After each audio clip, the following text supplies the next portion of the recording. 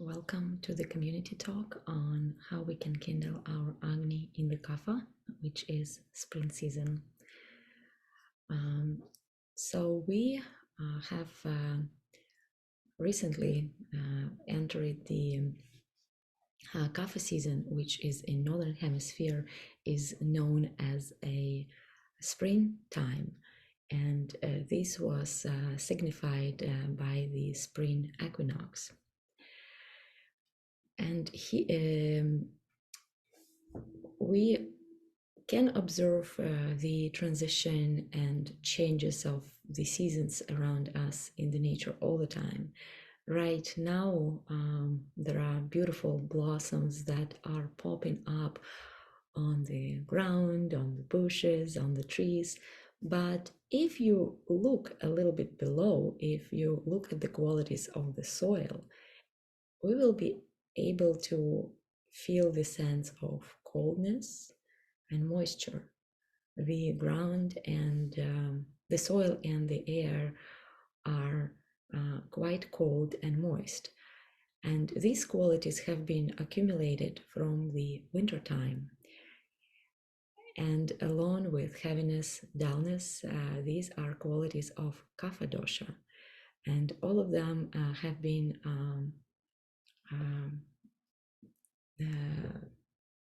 aggravated now in the springtime, as we say in Ayurveda.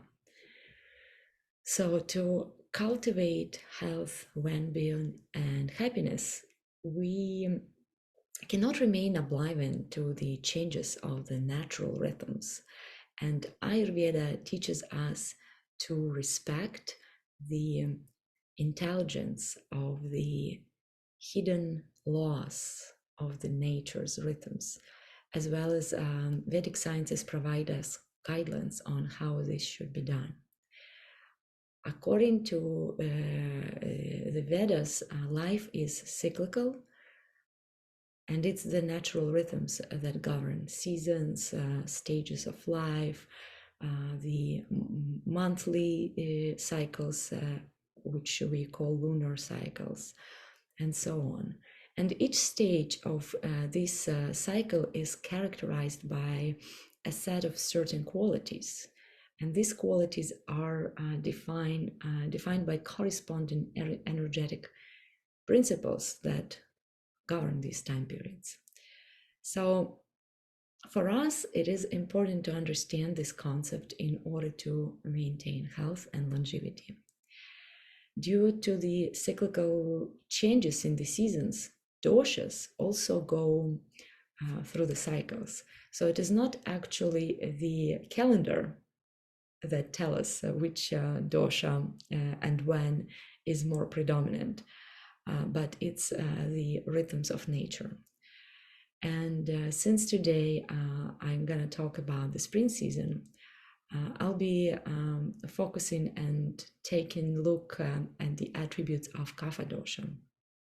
So as I already mentioned, the qualities of kapha dosha accumulate in winter, which is a cold season and it's governed by vata. And in spring, kapha qualities get aggravated, so they become more prominent. And then in summer, they subside and palliate. Summer is a warm time, and it's governed by pitta dosha. So the attributes that of kapha that we are able to observe in the external environment, we also are able to feel them, to sense them in our mind and body.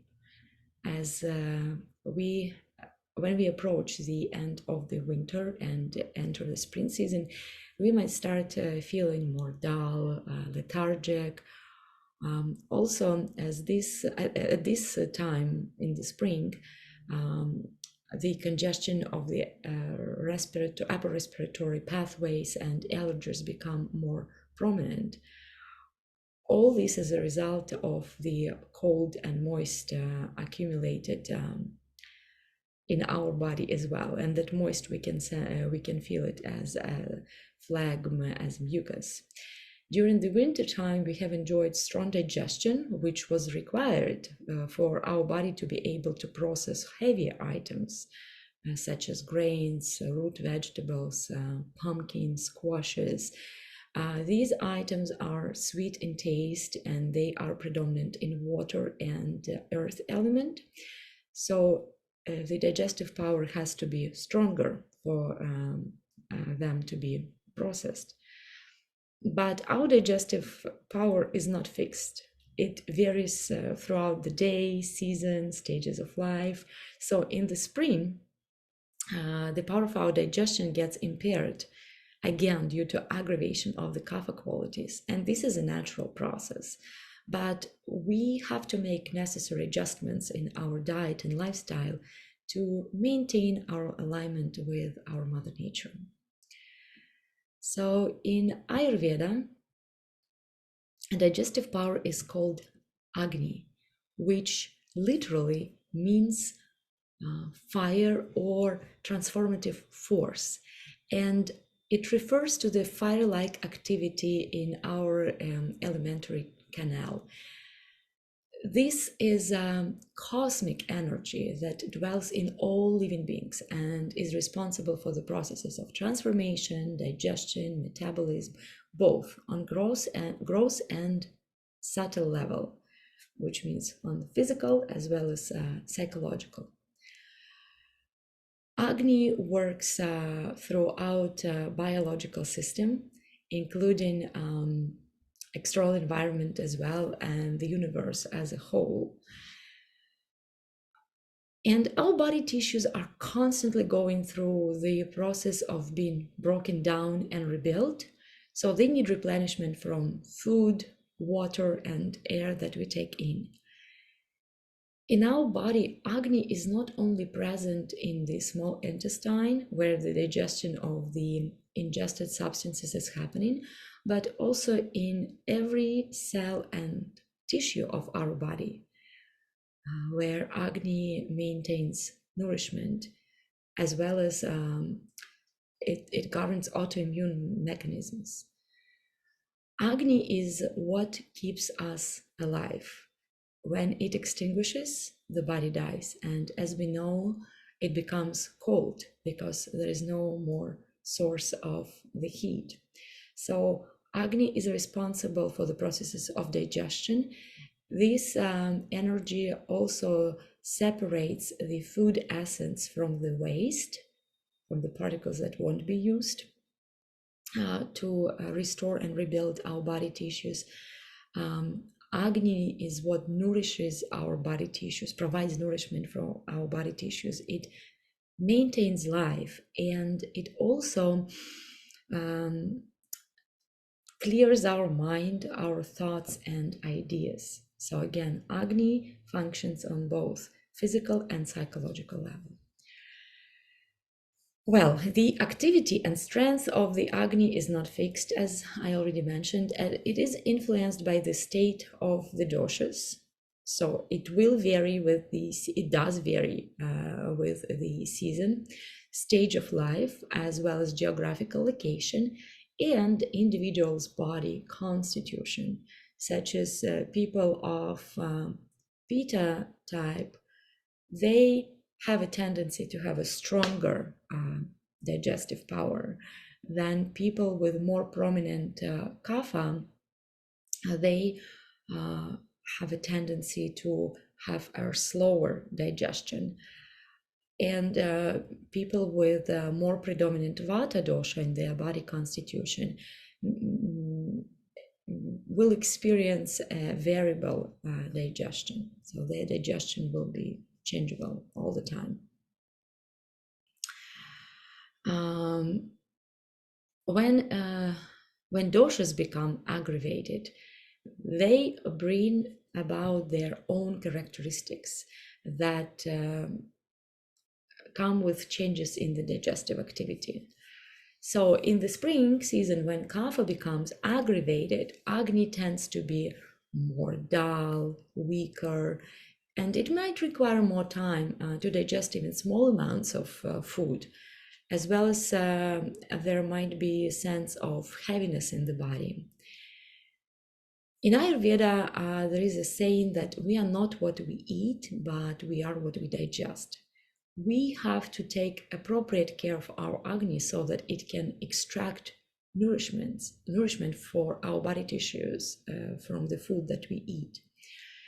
The food that we intake does not become our tissues right away, right? When we eat I don't know, sweet potatoes. We don't see sweet potatoes on our skin or in our eyes or I don't know, any tissues of our body. So the sweet potato has to be broken down into the nutrients. Then these nutrients have to be absorbed and transformed into the units that our body will be able to recognize as building units and to utilize them to build and replenish our tissues. Also, when agni is strong, it is able to destroy any pathogens that can be introduced, that might be introduced to our system. So agni is fundamental for our immunity, survival, health, and happiness. When it gets deranged, it causes diseases. And according to Ayurveda and recent modern studies also agree with this and show this in its research, that about 98.5 to 99% of the diseases originate in the gastrointestinal tract. So when food is not properly digested, the body intelligence is not able to recognize it. And these undigested food particles accumulate in our body as a residue because it can be properly processed. And this residue is called ama. It is toxic to the body environment. And it becomes a sort of a pathogen for the body, which eventually compromises immune system. It lodges in the body channels, tissues, and further disturbs process of digestion and nourishment. When there are blockages in the body channels, the energies can't flow properly. They get blocked or their flow becomes deranged. And the system becomes weak, and this is when the diseases manifest. So to prevent weakening and derangement of the agni, we have to adjust and adopt our diet and lifestyle accordingly to the season, our individual constitution, state of our health, stage of life, as well as our geographical location, because as we know, diet will different from the cuisines. That's the reason why cuisines differ based on the geographical regions. So one of the fundamental principles in Ayurveda is like increases like, and opposites decrease each other. Thus, the foods and activities that are similar in their qualities or functions to dosha's attributes will increase that dosha, whereas foods and activities that have opposite qualities to those of dosha will decrease the dosha. Since we know that kapha is cold, moist, it's dull, heavy, also it's slimy, to reduce further accumulation of these qualities, to counteract these qualities in our mind and body, and to help our system to adjust to the spring season, we have to minimize these qualities in our daily intakes and activities, and we have to add more warm, light, dry, stimulating foods and activities for our mind and body. And when I'm saying stimulating, I mean they have to be of the healthy nature and in the healthy amount. Everything should be balanced, and I'm not talking about here caffeine or any other substances of such nature. So when we are adding warmth, dry, light qualities, they will counteract kapha's dullness, heaviness, and coldness. As we know, we shall drink water throughout the day, but especially in the kapha season, water should be warm. And it might be not as a widely accepted concept in the Western culture, um, because here people are used to drink water with ice, like when they go to the restaurant. However, it is important to understand that cold water in general extinguishes our agni independently of the time of the year and the season. So to kindle our agni, we have to ensure that we're drinking warm water. Also, in spring, it is advisable to consume light, easy, digestible meals, soups, stews, cooked warm vegetables are great. In Ayurveda, there are 6 tastes which are essential for the health of our mind and body, and they are sweet, sour, salty, pungent, bitter, and astringent. So in our daily meals, all 6 tastes have to be present to maintain the balance of and health for our mind and body. However, depending on the season and which dosha is predominant in the environment, we'll have to make certain adjustments, such as for kapha time, for the spring season, sweet, sour, and salty taste will be aggravating kapha, so they have to be reduced. However, pungent, bitter, and astringent have to be introduced more. But again, remember, all 6 tastes have to be present in every meal. Pungent taste is predominantly comprised of fire and air element. So it opens the bile channels, improves the metabolism, helps with the processes of digestion and absorption. It reduces congestion, improves the circulation, raises the body temperature, and also reduces excess fluids from in the body. And some of the examples of the pungent taste are ginger, black pepper, cloves, garlic, and as well as honey. It's interesting because we are used to think that honey is sweet in taste, but in Ayurveda there is such a concept as a post-digestive effect, which is known as vipaka, and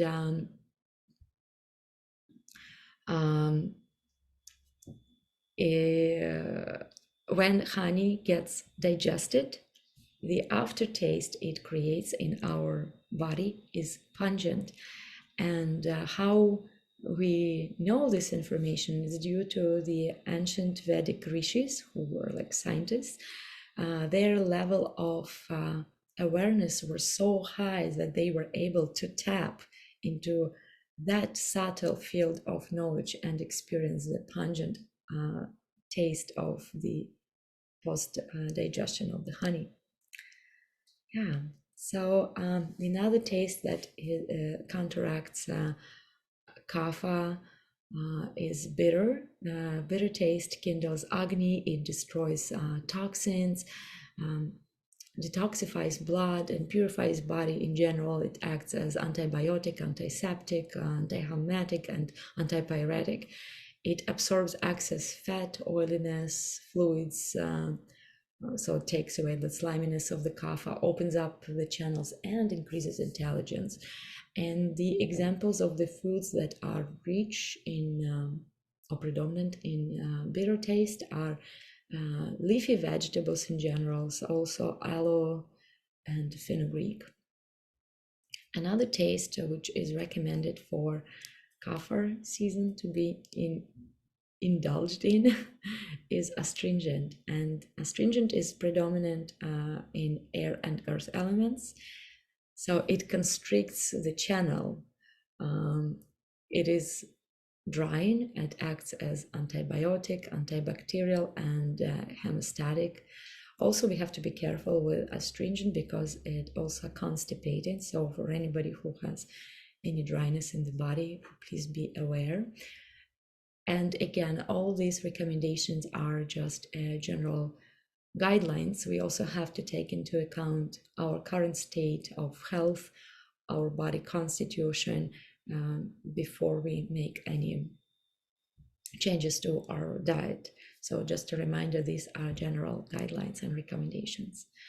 So the foods that are predominant in astringent taste would be turmeric, leafy greens, leafy green vegetables, blueberries. Also, any skin of fruit and vegetables are usually rich in astringent taste, and unripened banana or unripened persimmon. So again, astringent taste is not something that is widely experienced in the Western cuisine. But think about eating unripened banana. We can we can sense the dryness in our mouth right away because the channels get constricted. So that's what astringent taste is. The other food items that can be recommended and enjoyed in the coffee season are such grains as barley, buckwheat, amaranth, anything of the light quality. And barley is great for absorbing that excessive moisture of kapha. Vegetables should be of the light nature. So in winter we are enjoying root vegetables, but if we go now in spring season to the farmers market, we'll see lots of, or it may perhaps if you grow your own garden, there is a kale, mustard greens, spinach. We also can find broccoli, cabbage. So these items are wonderful recommendations for the diet to be included in the diet during the coffee season. However, again, we have to be cautious about the natural digestive power of the individual, because cruciferous vegetables are heavier to digest. So if you have any problems with digesting them, first of all, you can add spices and cook them in the ghee. But if you experience any bloating, then better to avoid them or minimize their consumption for the time. In coffee season, also because agni is weaker, if you consume meat, it's better to give your preferences to poultry such as chicken and turkey, and avoid or minimize heavy meat. And mung beans and lentils are great legumes options. Just opt for small lentils versus the larger kidney beans or chickpeas, as they're harder to digest. In terms of spices, I already named some, but I already will repeat again that ginger and turmeric are great options for kapha time, as well as bay leaf, clover, cinnamon, cardamom, as well as tulsi, which is also known as a holy basil. And tulsi has a particular action on the respiratory system. So it is a kapha specific herb, and there is a saying that the tulsi has such unique qualities that nothing can serve as a substitute. And in India, every house has a tulsi plant growing in front of the entrance door. Because as the wind blows in, the fragrance, the essence of tulsi is brought into the house, which serves as a protection of the health and well-being of the family. Also, I would like to share with you a recipe of the tea for coffee season.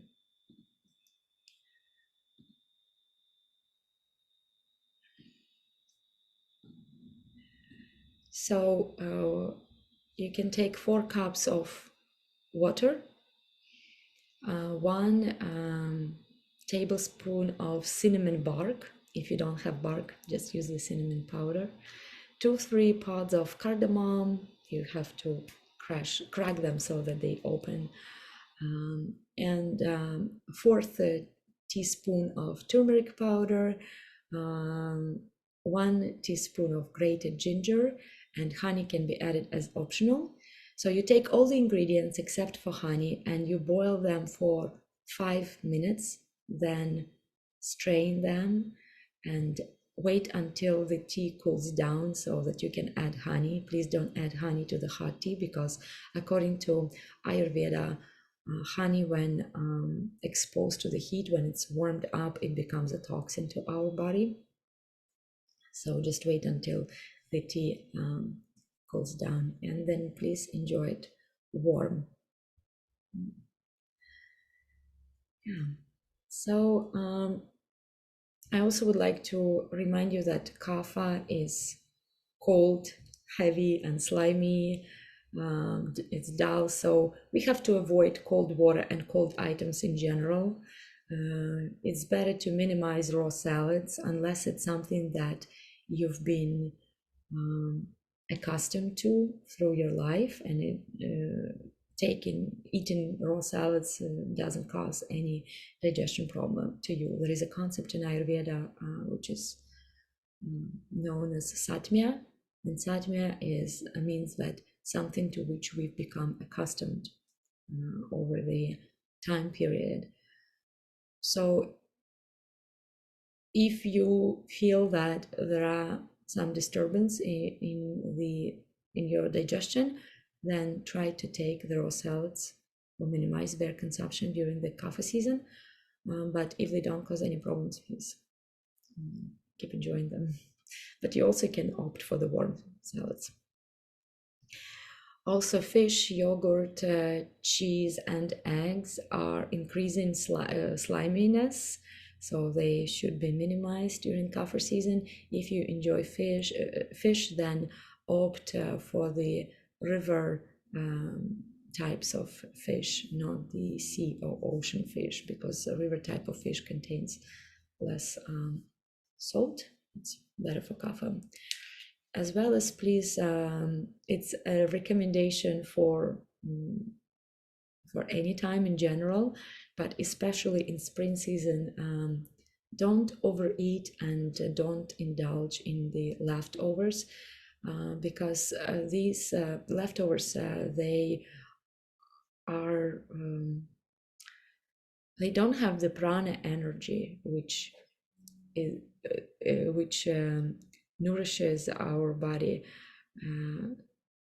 So overeating creates tamas, lethargic energy in our body, and the same with leftovers. They are more tamasic in their nature and not as sattvic as freshly prepared food.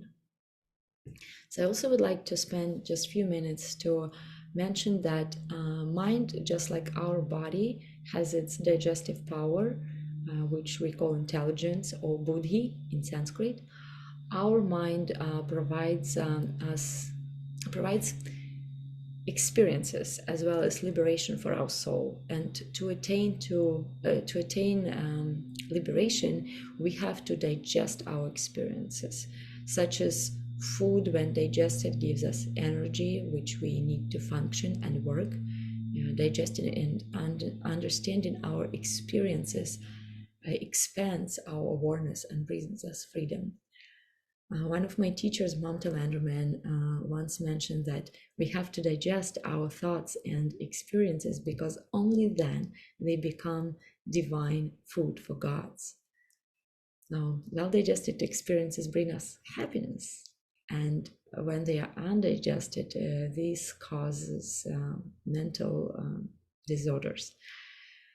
So in the early spring, we might feel dull, lethargic. So we know that winter is naturally a tamasic time. Everything goes into sleep. The nature hibernates. But we have to add some activity to add a little bit of rajas to align ourselves with the nature around us, to wake up alone with the nature in the springtime.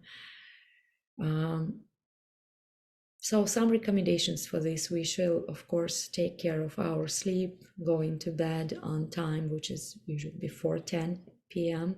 and that will allow us to wake up early in the morning and enjoy that beautiful sattva, peaceful, pure, clear time. And when we are awake during early time in the morning, our mind gets attuned to that energy which is present in the external environment. Also, please avoid daytime sleep, as it aggravates kapha. It will create more dullness. We also have to ensure that our diet is pure, not only for the body but also for the mind, because mind and body are connected, and everything that happens in the body creates ripples in the mind and vice versa. So springtime is cleanse time, right? We clean our houses from any accumulated items, and the same is applicable for our health. We should clean what doesn't serve us anymore. In Ayurveda, there is a purification therapy known as panchakarma, and it is traditionally performed in the springtime to get access of, to remove the kapha excess in the body.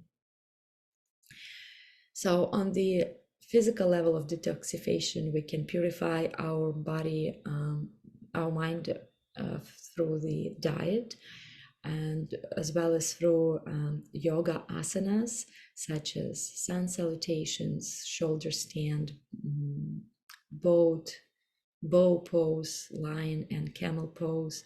On the subtle level, the mind can be purified through the breathing techniques, pranayama, such as Bhastrika, but please do this only if you're familiar with Bhastrika pranayama, or if you have a teacher who can guide you. Please don't do it on yourself just by following the instructions on the internet. It's a very intense purification therapy, and it needs to be performed with knowledge and care. Also, let your emotions out. If you feel there are any accumulated emotions, let them out through crying and laughing and just anything you need to do. Also, if you're chanting mantras, this is creates a detoxification of our mind on the causal level. So please continue with that. Also, both for mind and body, regular exercise is a great tool for detoxification. Remember, it has to be performed to the half of your physical capacity, and this will vary depending on individuals' stage of life, their state of health, as well as their body constitution. Such as people with more predominant kapha have to exercise more, pitta a little bit less, and then vata have to be cautious with exercising. And walking and yoga are the best types of exercise. I mean yoga asanas, even though they have a much deeper meaning than just exercising. The daily practice of yoga is a beautiful and very powerful tool to create balance in our mind and body and bring that balance within us, as well as reestablish it with all living beings around us. So seasonal, just a reminder also that seasonal changes are, as well as lunar cycles, they have more effect on women than men. So it is important to adopt them and to make sure that we don't make any sudden changes because that will create stress for our mind and body. I mean, sudden changes in our diet and lifestyle. So in Ayurveda, there is a period known as Ritu Shandhi.